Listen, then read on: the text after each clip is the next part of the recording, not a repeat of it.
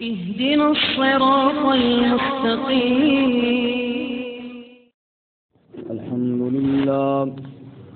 الحمد لله وكفى والصلاة والسلام على خاتم الرسل وسيد الأنبياء وعلى آله وأصحابه الأتقياء.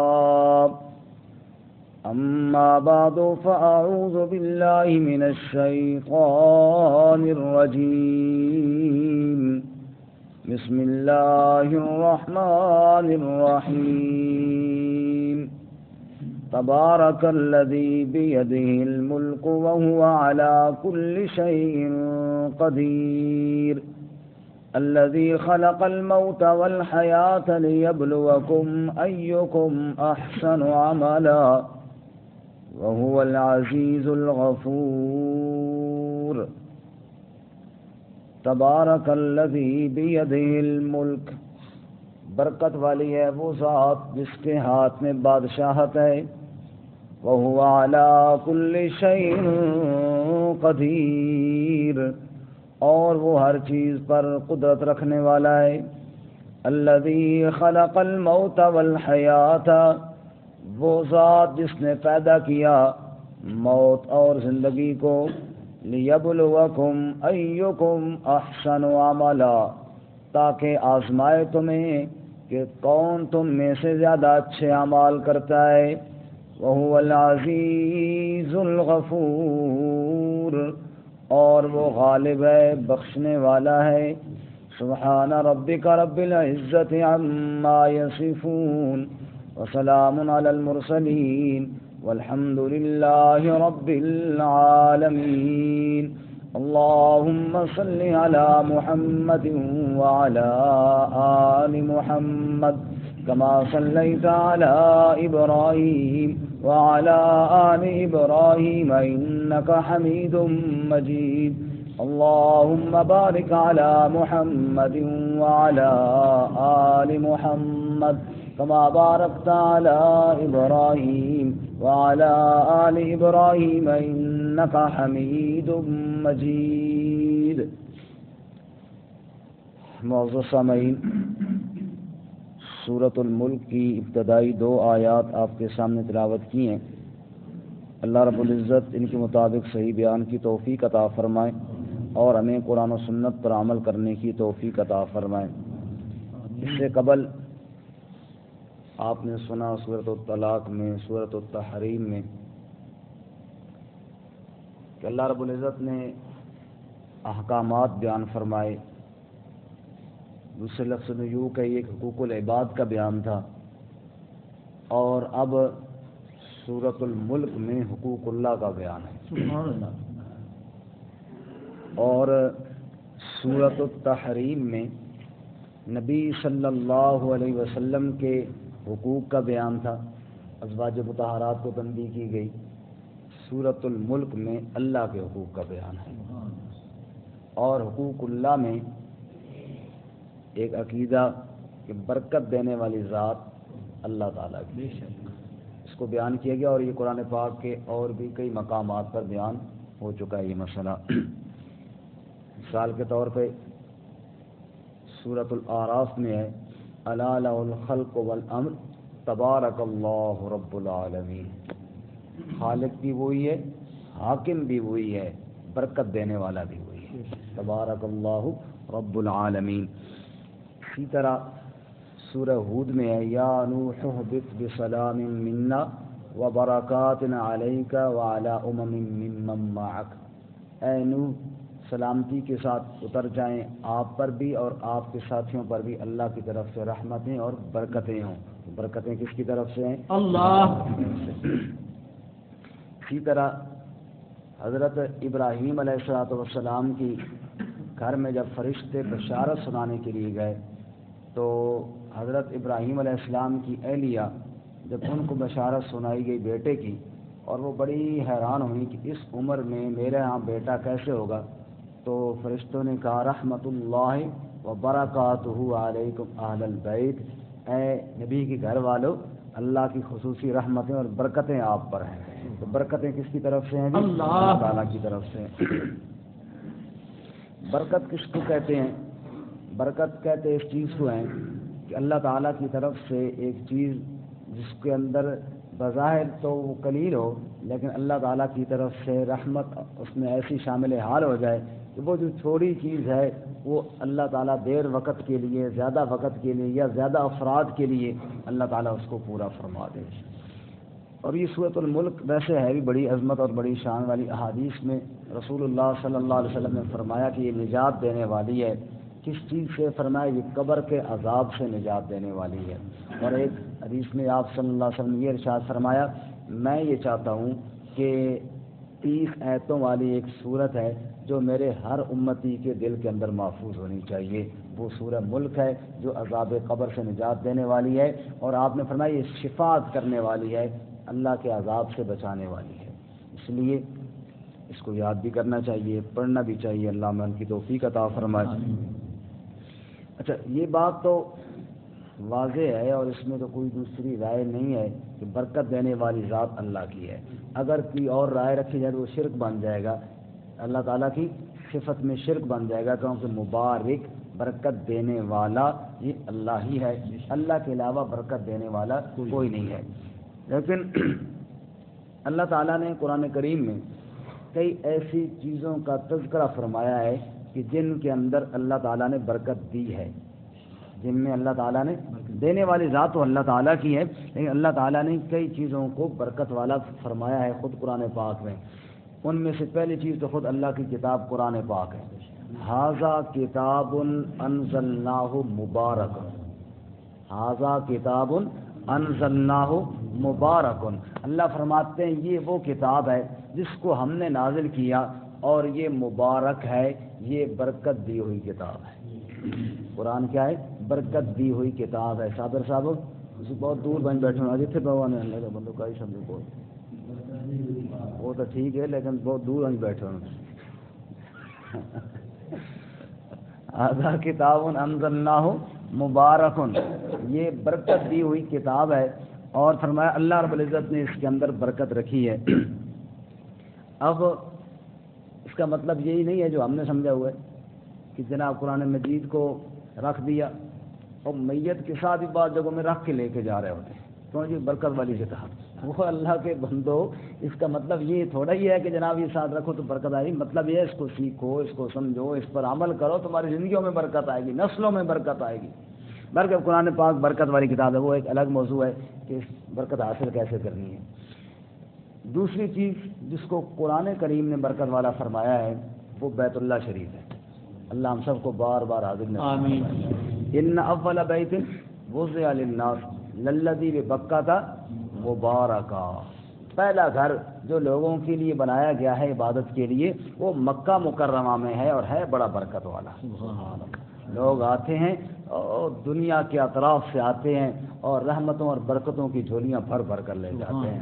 مکفل ہے در لٹ رہے ہیں خزانے، عطا کی ایسی نرالی اداؤں میں گم ہوں، حرم کی مقدس فضاؤں میں گم ہوں، میں جنت کی ٹھنڈی ہواؤں میں گم ہوں. کیا عجیب منظر ہے، کھڑے ہیں بھکاری تیرے در کو تھامے، میں ان کی بلکتی صداؤں میں گم ہوں.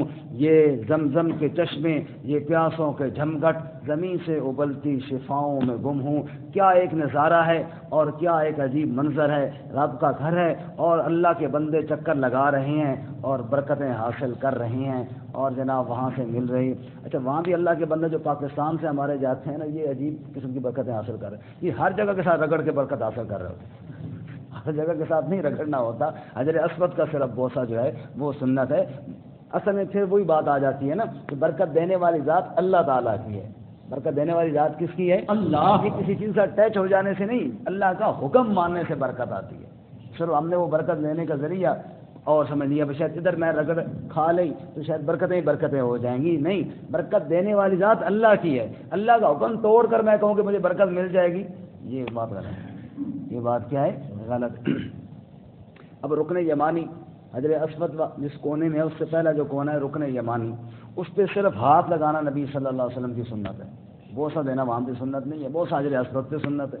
تو جہاں پہ جو کام کرنا ہے وہی کام باعث برکت ہوگا، کیونکہ برکت تو اللہ کی ذات نے دینی ہے، نہ بیت اللہ نے دینی ہے نہ کسی اور نے دینی ہے، برکت تو اللہ کی ذات نے دینی ہے۔ اب بیت اللہ کے قرب ہم اس طرح اختیار کریں گے جو اللہ اس کے رسول کا حکم ہے تو انشاءاللہ برکت آئے گی۔ برکت بیت اللہ کیا ہے؟ برکت والی جگہ ہے۔ اسی طرح اللہ تعالیٰ نے انبیاء علیہم الصلوۃ و تسلیمات کو باعث برکت بنایا ہے۔ اللہ کے جو نبی ہوتے ہیں نا، ان کو اللہ نے برکت دی ہے اور یہ برکت والے ہیں۔ قرآن پاک میں اللہ فرماتے ہیں وَبَارَكْنَا عَلَيْهِ وَعَلَىٰ إِسْحَاقَ وَمِن ذُرِّيَّتِهِمَا مُحْسِنٌ وَظَالِمٌ لِنَفْسِهِ مُبِينٌ۔ اللہ ابراہیم علیہ السلام کا تذکرہ کر کے فرماتے ہیں ہم نے ابراہیم میں بھی برکت دی، ہم نے اس کے بیٹے اسحاق میں بھی برکت دی۔ تو انبیاء بھی کیا ہیں؟ برکت والے ہیں، جن کو اللہ تعالیٰ نے برکتیں عطا فرمائی ہیں۔ کسی جگہ پہ بندہ جب جاتا ہے نا آگے، اللہ بعض دفعہ انسان کے لیے وہ جانا باعث برکت بنا دیتے، وہ جانا انسان کے لیے کیا بنا دیتے؟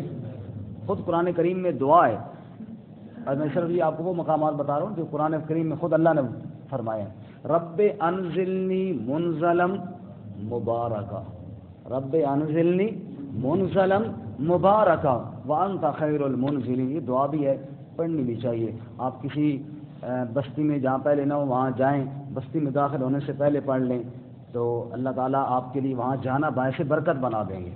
رب اے میرے رب انزلنی منزلم مبارکہ، مجھے اس جگہ پہ اتار، منزل ایسے اترنے کی جگہ جو برکت والی ہو، جو کیا ہو؟ برکت والی۔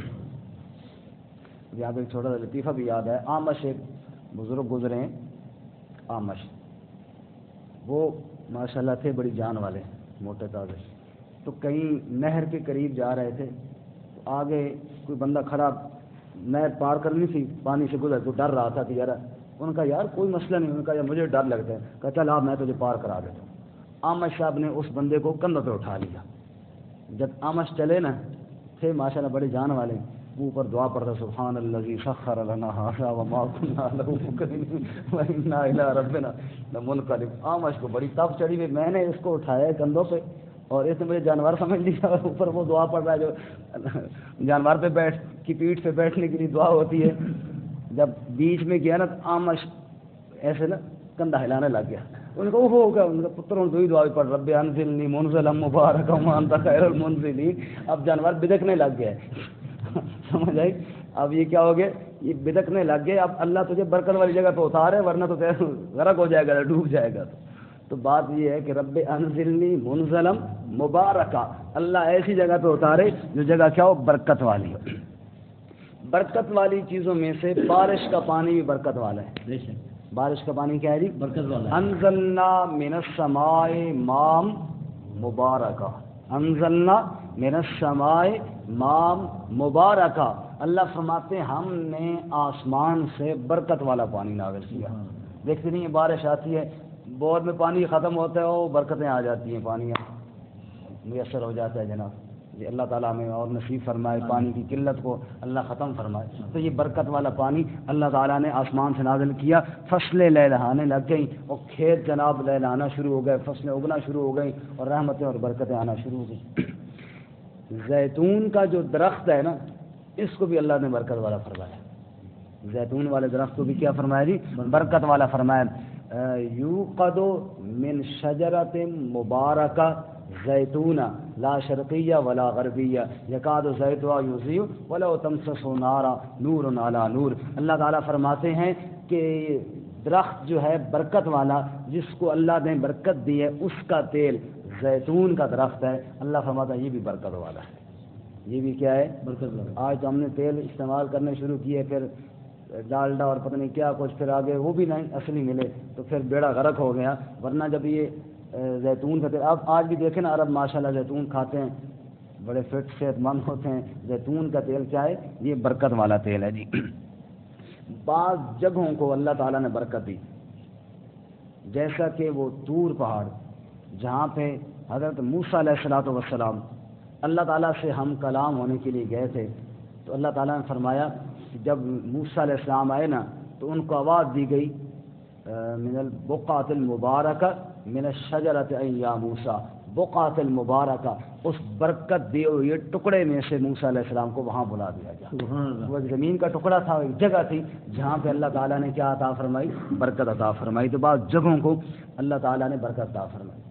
ये जो हम सलाम करते हैं ना, अस्सलामु अलैकुम व रहमतुल्लाहि व बरकातहू, ये भी बरकत वाला है.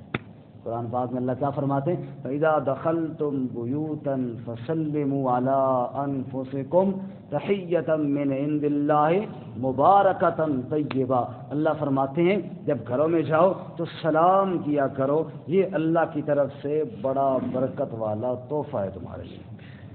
सलाम क्या है, अल्लाह की तरफ, और इसका मामूल बनाना चाहिए. दोस्त को करे, घर में जाए घर में करे. अब देखो ना, घर में जो बंदा गया, एक दिन में हम कितनी दफ़ा बाहर निकलते भी हैं और जाते भी हैं. चलो कम अज़ कम 10 दफ़ा कर लो, हालांकि ज़्यादा होता है, कम अज़ कम 10 दफ़ा. अब 10 दफ़ा बंदा गया और 10 दफ़ा उसने जाके कहा अस्सलामु अलैकुम व रहमतुल्लाहि व बरकातहू, सलामती रहमत और बरकत, 3 दुआएं अगर उसने 10 दफ़ा की हैं तो ये दुआ अल्लाह की तरफ से तोहफा भी है और ऑटोमेटिक घर में रहमत और बरकत की दुआएं हो रही हैं ना. और ये हम करते कोई नहीं है, और फिर जनाब घर में बड़ा साया हो गया और फलां हो गया, ये मसाइल हो गए. इन चीज़ों का एहतमाम किया जाए जो अल्लाह के रसूल सल्लल्लाहु अलैहि वसल्लम की तालीमात हैं, जो अल्लाह ताला की तालीमात हैं. तो सलाम भी क्या है, अल्लाह की तरफ से बरकत वाला तोहफा है. रात भी अल्लाह की तरफ से एक बरकत वाली है. इन्ना अंज़लनाहु फी लैलतिन मुबारकह, हमने जिस रात में कुरान नाज़िल किया उस रात को हमने बरकत अता फरमाई. और वो रात कौन सी है, शब कदर, लैलतुल कदर, जिसकी तलाश में लोग इत्तिकाफ बैठते हैं. अल्लाह हमें बैठने की तौफीक अता फरमाए और उस रात में इबादत की तौफीक अता फरमाए. तो वो रात जिस रात में अल्लाह ने कुरान नाज़िल किया, इन्ना अंज़लनाहु फी लैलतिल कदर, हमने शब कदर में, बरकत वाली रात में कुरान को नाज़िल किया. तो वो रात भी क्या है, बरकत वाली रात है. अर्ज़ मुक़द्दस जिस पे यहूदियों ने जुल्म मचा रखा है, फ़लस्तीन, अर्ज़ मुक़द्दस, वो भी बरकत वाली है. अल्लाह ताला फरमाते हैं वनज्जयनाहु वलूतन इलल अर्ज़िल्लती बारकना फ़ीहा, हमने इब्राहीम अलैहिस्सलाम को और लूत अलैहिस्सलाम को उस जगह की तरफ हमने निजात देकर भेजा जिस जगह के अंदर हमने बरकत अता फरमाई. वो अंबिया का मस्कन, जहाँ अंबिया तशरीफ़ लाते रहे और अंबिया लोगों को दावत देते रहे, वहाँ भी अल्लाह ताला ने क्या है, बरकत अता फरमाई है. तो ये तकरीबन 10 मकाम मैंने आपके सामने वो अर्ज़ किए कुरान पाक में से कि जिनके अंदर, जिन जगहों में या जिन मकामात में या जिन चीज़ों में अल्लाह ताला ने क्या अता फरमाई है, बरकत अता फरमाई. हदीस के अंदर भी आए कुछ मकामात जिनमें से शहरी का खाना बरकत वाला है. अबू हुरैरा फरमाते हैं मैं नबी सल्लल्लाहु अलैहि वसल्लम के पास गया, आप शहरी तनावुल फरमा रहे थे, मुझे फरमाना कि आप भाई बरकत वाले खाने की तरफ आ जाओ. तो शहरी वाला खाना क्या है, बरकत. इसलिए उलमा फरमाते हैं ना कि शहरी का खाना, बाज़ लोग कहते हैं जी मेरी तबीयत नहीं, फरमाया कोई एक लुकमा खाओ, ये बड़ा बरकत वाला खाना है, समझे. इसी तरह रसूलुल्लाह सल्लल्लाहु अलैहि वसल्लम ने फरमाया जब आप खाना खा चुके ना तो बर्तन में कोई खाना छोड़े नहीं, ताकि उंगलियों के साथ है तो उसको भी चाट लें. फ़इन्नहु ला यदरी फ़ी अय्यतिहिन्नल बरका, क्योंकि बंदे को पता नहीं है कि इसमें से बरकत किस हिस्से के अंदर है. कि बरकत वाला खाना वो प्लेट के साथ ना रह जाए या उंगली के साथ लगा हुआ तो मैं ऐसे टिश्यू के साथ साफ करके जनाब फेंक ना दो. बरकत वाला खाना खा के उठा करो, बरकत वाले खाने को ज़ाया ना किया करो. एक साहबी आए, या रसूलल्लाह बड़ा मसला ये है कि खाते हैं और ला नशब सैर नहीं होते. जिस तरह हम कहते हैं कि बेबरकती है, रिज़्क़ में कमी है, कोई बाकी कोई परेशानी है, कोई समझ नहीं आ रही. आप सल्लल्लाहु अलैहि वसल्लम ने इरशाद फरमाया कहीं तुम ऐसा तो नहीं कि अलग अलग खाते हो, खाली अलग अलग खाते हैं. आपने फरमाया ऐसे करो, दस्तरखान बिछाओ, मिलकर सारे खाया करो, इस खाने में अल्लाह बरकत अता फरमाएंगे. इस खाने में अल्लाह क्या अता फरमाएंगे, बरकत अता फरमाएंगे. साहब फरमाते हैं चाश्त की नमाज के वक़्त आप सल्लल्लाहु अलैहि वसल्लम के पास बाज़ दफ़ा एक बर्तन लाया जाता था जिसके अंदर शरीद बनी होती थी. क्या बनी होती थी, शरीद, यानी गोश्त के शोरबे के अंदर रोटी कुटी हुई जनाब, वो जनाब लाई गई और सहाबा किराम सारे जमा हुए और मिलकर उस बरकत से सब ने खाया. ये बरकत वाला खाना है. ये क्या है, मिल के जिसमें से सारे खाए जाए. कभी अल्लाह करे ना ऐसे हम भी सारे मिलकर खाएं तो फिर क्या ही बरकत खाना. शरीर बनी हुई हो और जनाब 5-6 बंदे मिल के खा रहे हों तो क्या है जी, इसके अंदर बरकत आएगी. تو یہ برکت والی چیزیں اللہ تعالیٰ نے عطا فرمائی ہیں. برکت دینے والی ذات اللہ تعالیٰ کی ہے، اور اسباب برکت جو ہیں، جن چیزوں کے اندر برکت رکھی گئی ہے، وہ مختلف ہیں. بس بات ختم کرتے ہیں. 3 چیزیں حضرت علی رضی اللہ تعالیٰ کا قول ہے، حضرت سیدنا علی المرتضیٰ رضی اللہ تعالیٰ کا قول ہے. فرماتے ہیں 3 چیزوں کی تعریف ہوئی. ایک تو بارش کا ذکر بھی ہو چکا ہے، برکت والا پانی آسمان سے اللہ تعالیٰ نے نازل کیا. شہد کی تعریف ہوئی، اس کی فی شفاء للناس. اور اگر کوئی شخص اپنی بیوی کو حق مہر ادا کرے اور وہ خوشی سے واپس کر دے، فَإِن طِبْنَ لَكُمْ عَنْ شَيْءٍ مِّنْهُ نَفْسًا فَكُلُوهُ هَنِيئًا مَرِيئًا، اگر وہ خوشی کے ساتھ واپس کر دے تو وہ مہر جو ہے نا، مہر کی رقم، وہ بھی بڑی برکت والی ہے. حضرت سیدنا علی رضی اللہ تعالیٰ نے فرمایا اگر کسی کو بیوی مہر واپس کرے، ان پیسوں کا شہد خرید لے. ان پیسوں کا کیا خریدے؟ شہد خریدے، اور اس شہد کو پھر بارش کے پانی کے اندر مکس کرے، تو یہ 3 برکت والی چیزیں جمع ہو جائیں گی. لیکن میرے خیال میں شاید 2 تو ہمیں میسر آ جائیں، تیسری اب مشکل ہی ہے. شاید لگتا نہیں ہے کہیں دور سے. ہمارے نوجوان ساتھی بیٹھے ہیں، ان کو تو چلو ہے، باقی ہمارا تو ابھی ختم ہو گیا. کیوں ڈاکٹر صاحب؟ بہت مشکل ہے. تو یہ 3 چیزیں اگر مکس کی جائیں، سیدنا علی رضی اللہ تعالیٰ فرماتے ہیں کہ 3 مبارک چیزیں جمع ہو جائیں گی، برکت والی، اور اللہ تعالیٰ نے اس پانی کے اندر شفا رکھی ہے ہر بیماری کے لیے. اب جناب ترجمہ سن لیں، باقی تفصیل انشاءاللہ کل بیان کریں گے. تبارک الذی بیدہ الملک وہو علی کل شیء قدیر. برکت والی وہ ذات ہے جس کے ہاتھ میں بادشاہت ہے اور وہ ہر چیز پر قادر ہے. الذی خلق الموت والحیاۃ لیبلوکم ایکم احسن عملا. وہ ذات جس نے پیدا کیا موت اور حیات کو تاکہ آزمائے تمہیں کہ تم میں کون زیادہ اچھے عمل کرنے والا ہے. وہو العزیز الغفور، اور وہ غالب ہے، بخشنے والا ہے. وآخر دعوانا